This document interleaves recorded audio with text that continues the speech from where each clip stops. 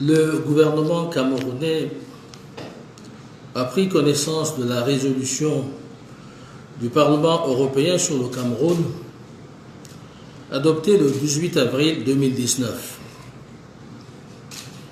Une résolution qui, entre autres, et en substance, dépeint littéralement la situation sociopolitique au Cameroun en faisant abstraction de toutes les mesures idoines prises par les autorités de l'État au regard des multiples enjeux sécuritaires auxquels notre pays a dû faire face ces dernières années.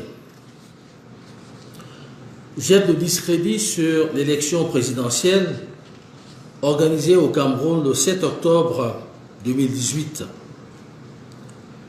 Fustige les dispositions pertinentes et essentielles de notre Constitution, loi fondamentale et émanation de la volonté du peuple camerounais souverain. Incrimine les forces nationales de défense et de sécurité, accusées de violation des droits de l'homme. Affirme que des tensions existent au Cameroun entre francophones et anglophones et que les régions anglophones subissent des discriminations. Accuse les autorités camerounaises d'obstruction sur les libertés publiques notamment, d'avoir restreint la liberté d'expression, d'avoir réagi d'une manière disproportionnée en organisant des procès militaires contre certains membres de l'opposition, d'avoir réprimé les manifestations en faisant un usage abusif de la force, désapprouve la loi camerounaise sur l'homosexualité. Le gouvernement camerounais s'élève radicalement contre cette résolution du Parlement africain et exprime son indignation face à un acte empreint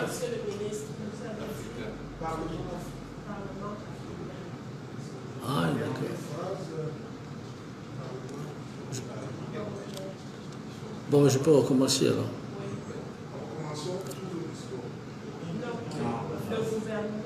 Le gouvernement. 5, 4, 3, 2, 1, 0.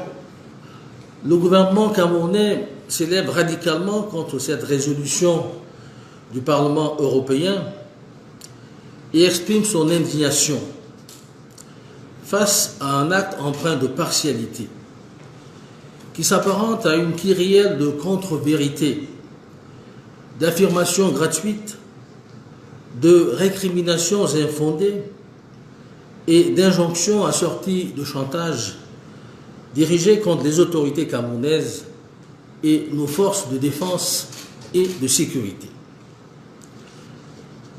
Le gouvernement camerounais réaffirme que le Cameroun est et demeure un État souverain et de droit, et qu'il est de sa responsabilité de conduire le destin du Cameroun au mieux des intérêts de tous les Camerounais et dans le respect des valeurs fondamentales de la République.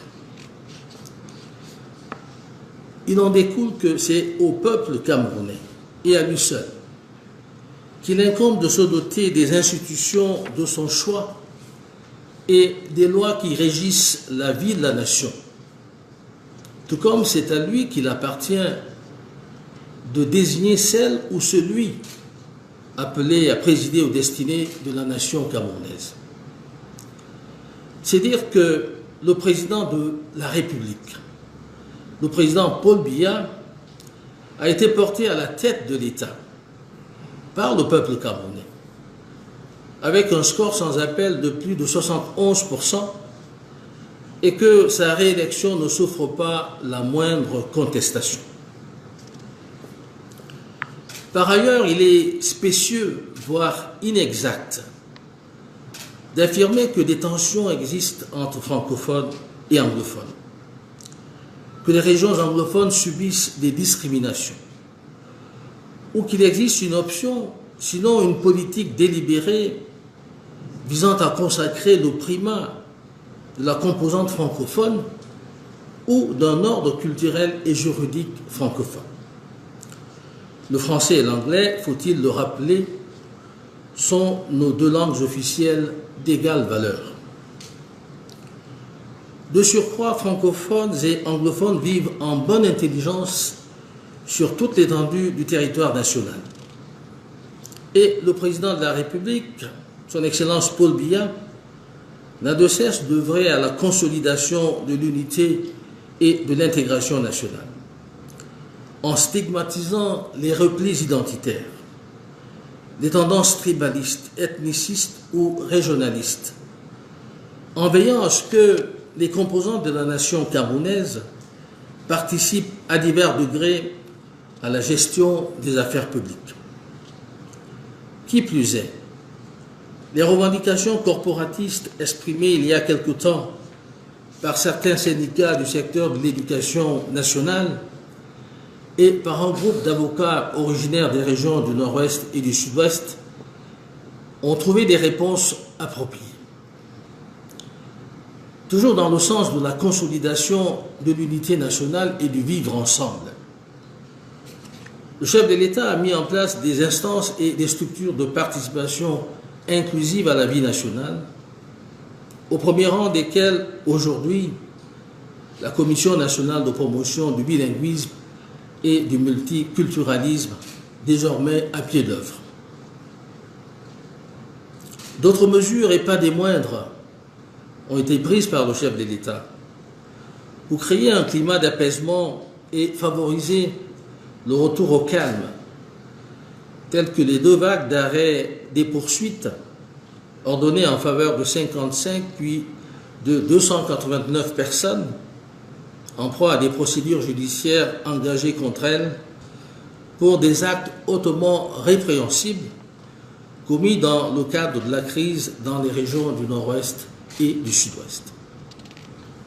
À cela s'ajoute le lancement du plan d'assistance humanitaire d'urgence d'un montant de près de 13 milliards de francs CFA, destiné à rétablir un cadre propice à l'épanouissement et au développement des communautés affectées par les violences terroristes dans les régions du Nord-Ouest et du Sud-Ouest. Autant d'initiatives concrètes qui démontrent à suffisance toute l'attention, la sollicitude et l'empathie que portent le chef de l'État et le gouvernement aux populations des 2 régions concernées. Au plan politique, le processus de décentralisation inscrit dans la Constitution connaît une accélération certaine. D'abord avec la création d'un département ministériel en charge de la décentralisation et du développement local. En plus, la loi des finances 2019 est venue donner corps à cette dynamique en allouant un budget de plus de 45 milliards de francs CFA à ce département ministériel. Dans le même sens, le Premier ministre, chef du gouvernement, a signé en date du 22 février 2019 un décret fixant à près de 50 milliards de francs CFA la dotation générale de la décentralisation, qui se trouve ainsi multipliée par 5 par rapport à celle de l'année précédente. De ce point de vue, les objectifs à court terme assignés au processus de décentralisation vont dans le sens notamment d'un élargissement du champ des compétences transférées aux communes, de la mise en place d'une fonction publique locale et de la création de nouveaux impôts et taxes au profit des communes, avec à la clé un nouveau régime financier pour les collectivités territoriales décentralisées. Par ailleurs, au mois de mars 2019, le Parlement a affiné le dispositif servant de cadre juridique à la mise en œuvre de processus de décentralisation, en modifiant la loi portant code électoral pour, d'une part, fixer les modalités de candidature à l'élection des conseillers régionaux et, d'autre part, fixer le nombre, la proportion par catégorie et le régime des indemnités servies aux conseillers régionaux. Des mesures parmi tant d'autres qui apportent une réponse aux aspirations profondes de nos populations, singulièrement celles du Nord-Ouest et du Sud-Ouest, à prendre en main, mieux que par le passé, la gestion des affaires locales. Sur un tout autre plan, et toujours dans la perspective d'un retour à la paix, le chef de l'État a mis sur pied un comité national de désarmement, de démobilisation et de réintégration à l'intention des ex-combattants de Boko Haram et des bandes armées du Nord-Ouest et du Sud-Ouest. Là encore, on peut voir et apprécier toute l'étendue de l'engagement du chef de l'État à restaurer la paix dans les régions en proie à l'insécurité, non pas seulement par le recours légitime à la force, mais par les voies du dialogue, par la sensibilisation, par la main tendue à celles et ceux des compatriotes dévoyés qui souhaitent retrouver de droits chemins et apporter leur pierre à l'édifice. Par ailleurs, le gouvernement s'inscrit en faux contre les accusations d'exactions et autres graves atteintes aux droits de l'homme dirigées sur des cibles civiles portées à l'endroit des forces nationales de défense et de sécurité dans la lutte qu'elles mènent contre les bandes armées de sécessionnistes dans les régions du Nord-Ouest et du Sud-Ouest. En même temps qu'il leur est reproché de façon récurrente de soi-disant actes de torture, des exactions extrajudiciaires, l'usage excessif de la force et autres incidents, incendies de maisons et des biens appartenant aux populations.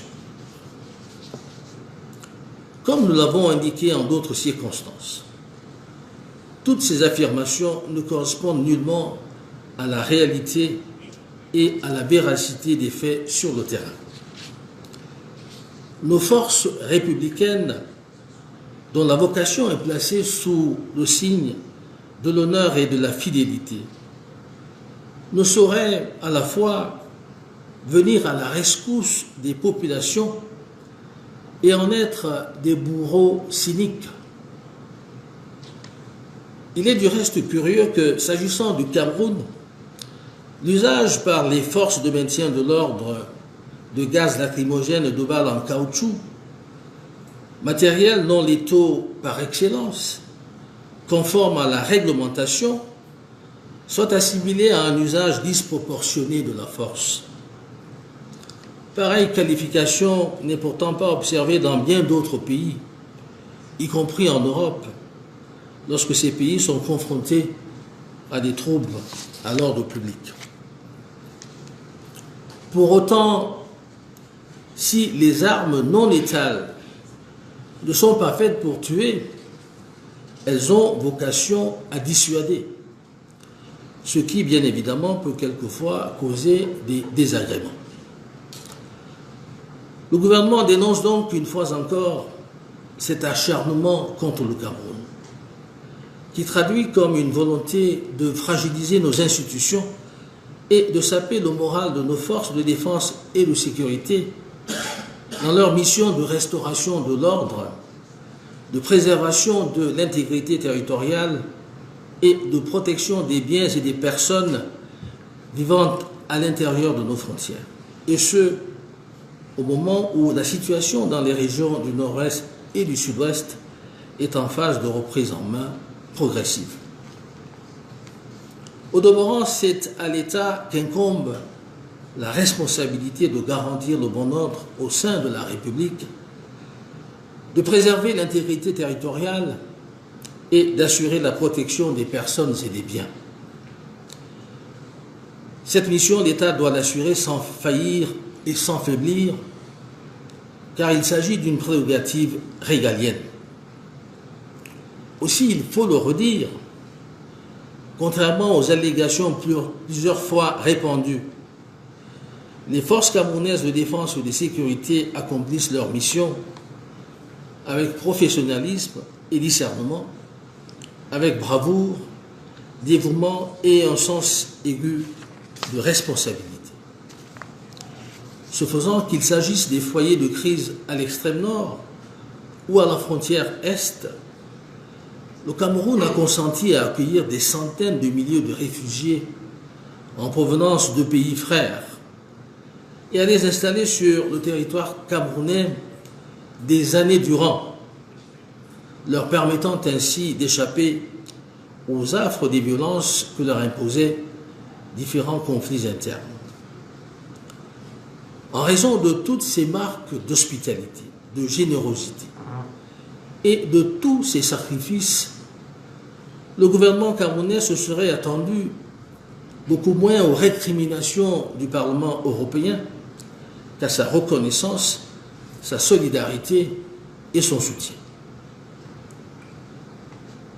Le Parlement européen affirme également dans sa résolution que les autorités camerounaises ont restreint la liberté d'expression à plusieurs reprises, en bloquant l'accès à l'Internet, en harcelant des journalistes et en les mettant en prison, en refusant des autorisations à des médias indépendants et en intensifiant les persécutions politiques contre la presse indépendante. À vrai dire, la réalité est tout autre. Parlant de l'Internet, le gouvernement relève que sa démocratisation est inscrite parmi les priorités de l'action gouvernementale. S'agissant du prétendu harcèlement des journalistes, le gouvernement réaffirme son attachement à la liberté de presse, qui est une réalité incontestable au Cameroun, où aucun journaliste n'est poursuivi pour des raisons liées à l'exercice de son métier.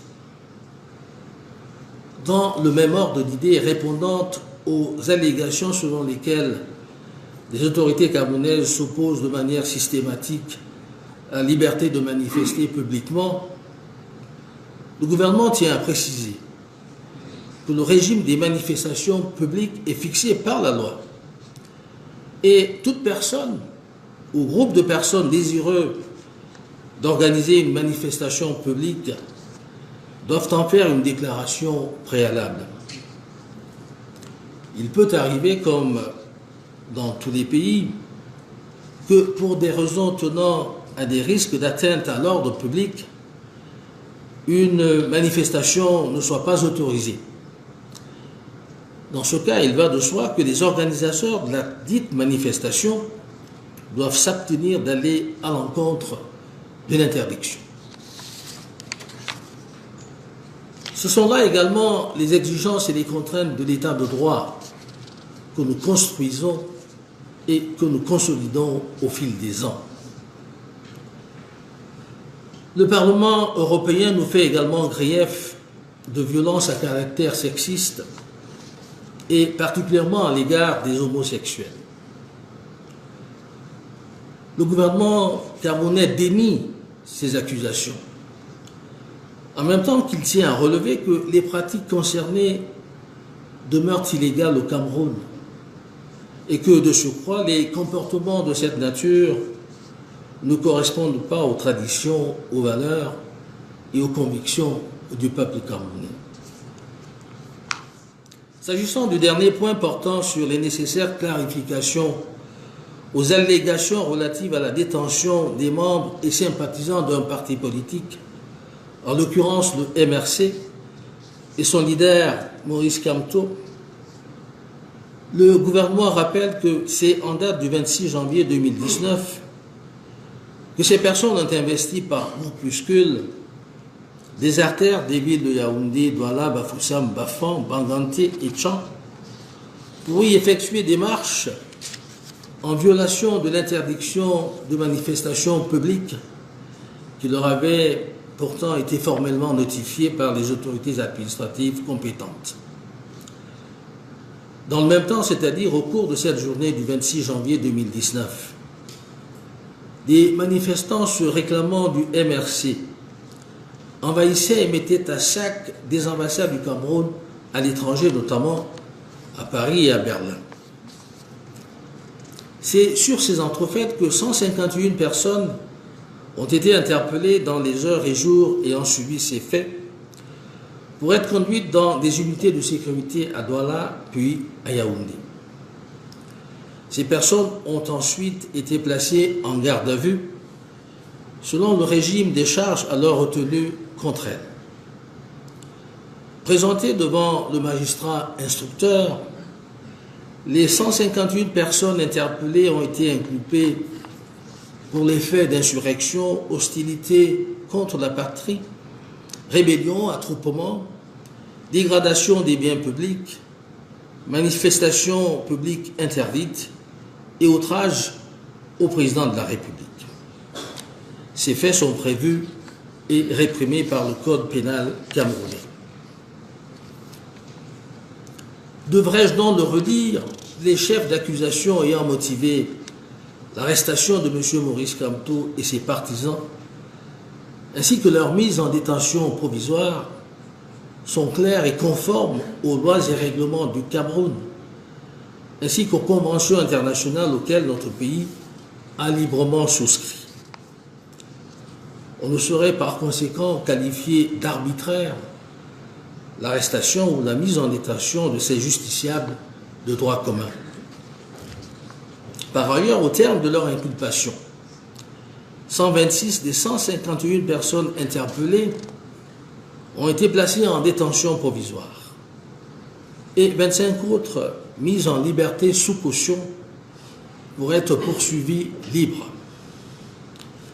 Les individus non encore identifiés ayant posé des actes d'effraction, de destruction et de mise à sac des ambassades à l'étranger sont également poursuivis sous X, c'est-à-dire contre inconnu. Comme vous le savez, les personnes inculpées au Cameroun sont poursuivies devant le tribunal militaire de Yaoundé. Rappelons à cet égard que le tribunal militaire fait partie intégrante de l'organisation judiciaire du Cameroun. Le tribunal militaire au Cameroun, nous le répétons, n'est pas un tribunal d'exception, mais un tribunal à compétence spéciale. En d'autres termes, le critère permanent pour la compétence du tribunal militaire réside dans la nature de l'infraction commise et non pas seulement dans la qualité de la personne poursuivie. En l'occurrence, la législation en vigueur dispose clairement que le tribunal militaire est seul compétent, je dis bien seul compétent, pour connaître des infractions relatives à la sûreté de l'État, comme c'est le cas ici, s'agissant de certaines infractions pour lesquelles les présents accusés sont poursuivis. Cela étant, il demeure constant que la procédure applicable devant le tribunal militaire est celle du droit commun. De même, le verdict de ces juridictions, quel qu'il soit, peut être contesté par voie d'appel devant les juridictions civiles compétentes.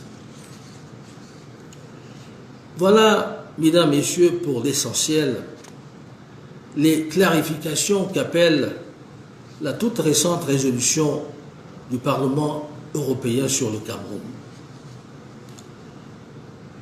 Voilà la réalité telle qu'on aurait souhaité l'avoir exposée aux distingués parlementaires de l'Union européenne, des parlementaires de pays dont la voix compte et porte, et dont on s'attend à ce qu'ils défendent des causes justes et légitimes, et non pas des prétentions illégitimes, des enjeux travestis, voire des impostures brandies à des fins inavouées. À tout prendre, le gouvernement camerounais estime que cette résolution est le produit d'une instrumentalisation où transparaissent tout à la fois la candeur, l'ignorance, la désinformation et la mauvaise foi. C'est aussi le lieu de déplorer et même de dénoncer avec véhémence cette nouvelle tendance pernicieuse et infantilisante de certains de nos concitoyens, y compris celles et ceux qui aspirent à gouverner notre pays, qui consiste d'un côté à importer des donneurs de leçons ou des justiciers, au mépris des formidables gisements d'expertise dont regorge notre pays, et de l'autre, à exporter par divers canaux sur les arènes internationales les problèmes camerounais, sans la moindre considération pour l'image du Cameroun, pour sa souveraineté et sa dignité. Le gouvernement camerounais en appelle une fois de plus à leur patriotisme et à leur sens de responsabilité, car il en va du devenir de notre pays et de notre intérêt commun. En tout état de cause, le peuple camerounais n'a jamais été dupe. Il saura dire non à l'inféodation. Le Cameroun est un pays ouvert à l'amitié et à la coopération internationale. À ce titre, le gouvernement apprécie hautement l'intérêt que portent au Cameroun ses partenaires européens et particulièrement le Parlement européen. Le gouvernement tient d'ailleurs ici à remercier vivement les honorables Dominique Bilde et Jean-Luc Schaffhauser pour les interventions pertinentes en faveur du Cameroun pendant les débats sur la résolution en question, interventions auxquelles le peuple camerounais a été très sensible. Pour autant, si le gouvernement camerounais n'est pas fermé aux suggestions constructives, d'où qu'elles viennent, et les reçoit avec toute l'attention requise, il ne saurait aucunement accepter des injonctions sur fond de chantage à peine voilé. Les problèmes camerounais peuvent et doivent se résoudre au Cameroun par les Camerounais eux-mêmes et les dirigeants qu'ils se sont librement donnés. Je vous remercie de votre aimable attention.